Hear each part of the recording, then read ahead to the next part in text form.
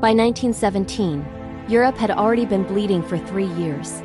Verdun had burned, the Somme had shattered armies. But the war did not slow down. It sank. The Third Battle of Ypres, better known as Passchendaele, began in July 1917. The British High Command, led by Field Marshal Douglas Haig, believed one more major offensive could break the German lines in Belgium. The objective was strategic: push through Flanders, capture the ridges east of Ypres, threaten German submarine bases on the Belgian coast. On paper, it looked like progress. In reality, it became something else entirely.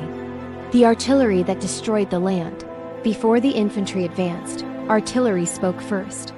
For weeks, British guns pounded German positions with millions of shells. The bombardment was meant to destroy defenses and cut barbed wire. It did something else.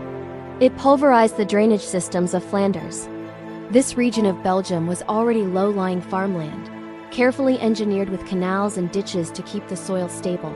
The artillery erased all of it. Then the rain came. When the earth turned to water, the summer of 1917 brought relentless storms. With drainage destroyed and soil churned into powder by shellfire, the battlefield began to liquefy. Trenches collapsed. Dugouts flooded. Shell craters filled with thick brown water. The mud was not simple dirt. It was a dense, adhesive sludge, heavy, suctioning, swallowing. Men carried rifles, ammunition, packs, sometimes over 30 kilograms of gear. If they slipped into a water-filled crater, escape was not guaranteed. Contemporary accounts describe soldiers disappearing slowly, dragged downward by equipment, unable to pull themselves free. Horses sank. Artillery pieces became immovable. Supply wagons stalled and rotted where they stood. The battlefield stopped being terrain. It became a swamp. The offensive continues. Despite conditions, the offensive continued. Wave after wave of infantry were ordered forward.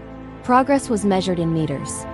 Entire days of fighting could result in gaining a single ruined farm or ridge only to lose it again days later.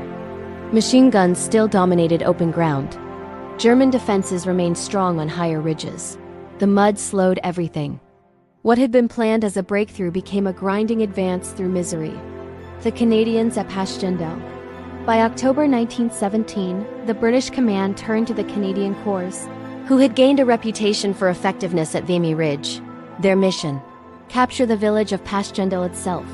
Canadian soldiers moved forward under constant artillery fire, advancing across duckboards laid over mud, trying not to slip. The cost was enormous. By November, they took the ruined village, or what remained of it, a few shattered buildings.